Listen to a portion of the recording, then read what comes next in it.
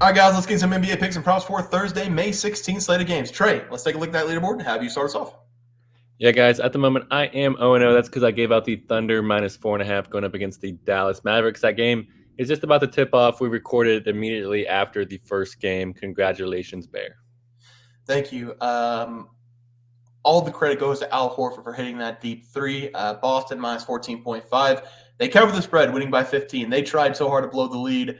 They tried so hard to blow the cover, but Al Horford had my back. I thought Derek White was going to make that last shot too. But yeah, Cavs missed a shot at the end, and we cover by the hook. We win by 15. Trey, let's go to the player props. Have you start us off. Yeah, guys, I am 1-0 here. That's because I gave out Evan Mobley over 69 points versus the Celtics. Mobley, he cashed for us pretty early in the second half. He was red hot for the Cavaliers. If he can start developing that offensive game, maybe the Cavaliers could turn into something good. And I guess it all depends on what happens with Donovan Mitchell this summer, though. Well, draft Bronny, sign Donovan Mitchell, sign LeBron James, keep Jared Allen and Evan Mobley. Yes, so you can see right there, Bronny James, #1 fan. Oh, you like Bronny James? I never knew that.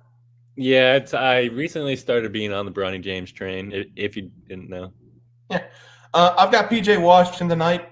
Very excited to go watch the game here. Over 15.5 points going up against the Thunder. Again, has not started yet. Excited to go watch it. Trey, let's take a look at the plays for tomorrow. Actually, it's just going to be one game. It's going to be the Minnesota Timberwolves going up against the Denver Nuggets. Game number 6 between these two teams. The Nuggets took game number 5 very easily later in the game towards the end of the third quarter. And then in the fourth quarter, they really dominated. We're going back here for game number 6 at the T-Wolves. They're looking to send this to game number 7. I'm going to start with you. I've got a pretty hard take on this game. I think it's going to be one winner here, but we'll see what you have to say. Yeah, I'm very excited to watch this game. Like you said, it's been a pretty up and down series so far for both teams. In game 1, game 2, the T-Wolves, they controlled those ones in Denver and won them by an average score of 106-89. Their defense was absolutely stifling. But then in game 3, 4, and 5, the Nuggets, they just punched them right back, and they won those games by an average of 115-98. So their offense definitely started to turn up a little bit. Maybe that's Jamal Murray just getting a little bit more healthy. So both teams, they've controlled this series at times, and I do expect this series to go 7. So obviously, that means I'm going to be going the Timberwolves here on the money line at -130. I feel like I'm getting baited here to be able to take the money line here, because I do expect the Timberwolves to be able to control this game. In my opinion, they lost game 5 due to Mike Conley being ruled out. He is expected to play in this game, and that combined with this game being back in Minnesota, the Timberwolves should have some extra juice in this one, especially on the defensive end. And everybody is saying that Gobert is getting cooked. Yes, Gobert is getting cooked to a degree, but Jokic has done this to everyone. He's done this against Bam Adebayo in the finals last year. He's done this against Anthony Davis. This is just what he does. We need to take it easy on Gobert. Jokic is a 3-time MVP for a reason, and I do expect the crowd to be going wild here in Minnesota and that defense to be suffocating here in this game. And look for Minnesota to try to put Gobert on Aaron Gordon in this game. That's what they did early in this series, and it was working really well. It was taking away the alley-oops and those easy dunker spots for Aaron Gordon. And if the Timberwolves go back to that method, I think it's going to be pretty good for them. Minnesota, they lost game 5, also due in part to the last 45 seconds of the second quarter, and they just never recovered. They gave up I think, an 11-0 run for the Nuggets quickly to end the second quarter, and they just never recovered. And with Michael Conley coming back, I think they're going to take better care of the basketball. So give me the Timberwolves here on the money line versus the Nuggets.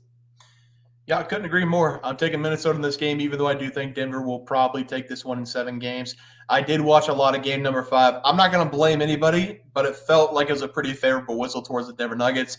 There are about 1,000 charge calls, maybe more, against the T-Wolves in the first half. If you really slowed it down, most of the time the Denver Nuggets players, they were out of position or moving with a foot outside the boundary. Again, not blaming anybody. The Denver Nuggets, they dominated the T-Wolves late in the game, but I do think we're going to see the T-Wolves bounce back here. The best time to bounce back is when your back's against the wall, and that's what's going to happen in this game. This is a must-win situation at home. It was nice to see the big boys for the T-Wolves put in some scoring, and we really just needed Anthony Edwards to put up 25, 30 points with a combination of Cat and Rudy scoring double-digit points as well. I'd also love to see the Minnesota Timberwolves get back to playing defense. That's what they did in game 1 and 2. Defense turns into offense.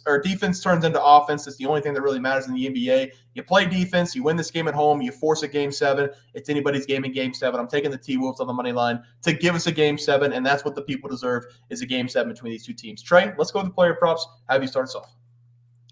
Yeah, guys, I'm going to be going with Anthony Edwards here just to Same game parlay with the T-Wolves on the money line, over 2.5 3-pointers made versus the Nuggets.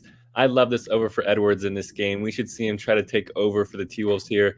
And so far this postseason, that's what he's been doing. He's averaging 30.6 points per game, and he's doing a lot of damage from behind the perimeter, averaging 42.2% from behind the three during the playoffs. And over the last 3 games versus the Nuggets, Edwards, he's been averaging over this number with an average of 3 3-pointers made per game.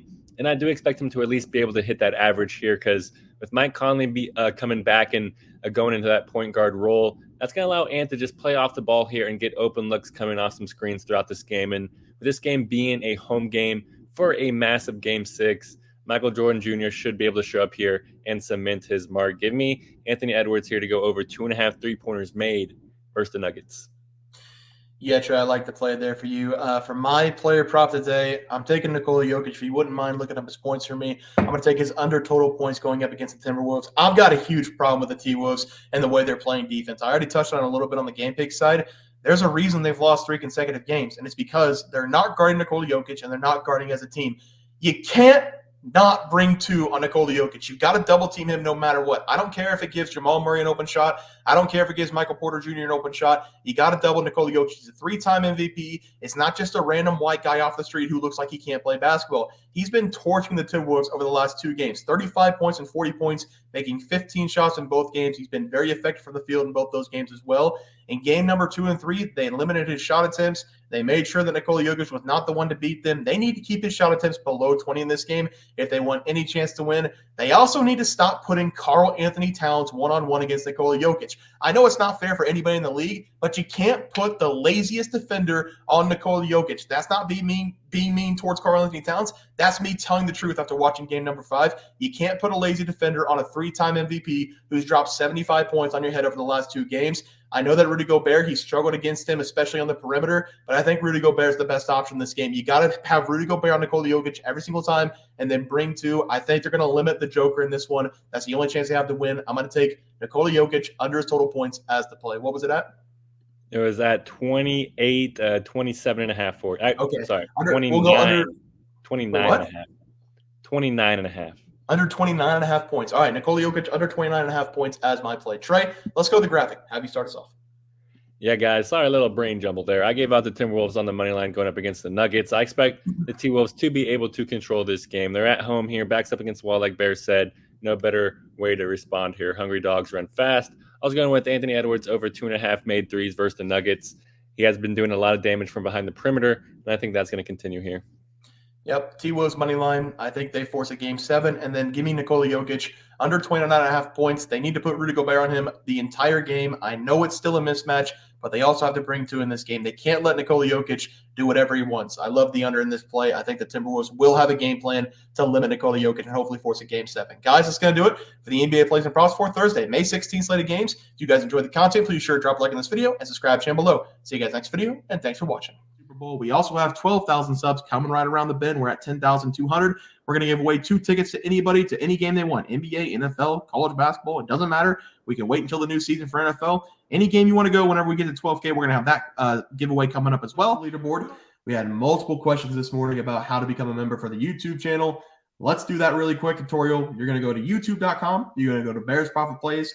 You're going to search it in. You're going to hit our thing. There's a join button right just to the right of subscribe. You can click that. There's 2 options. You have the Bear Pack for $4.99. That gives you access to YouTube member plays. And then you have the Bear Pack Gold for $7.99 a month. That gives you access to our member plays on YouTube. And it gives you a 1-month membership to our website, bearsprofitplays.com.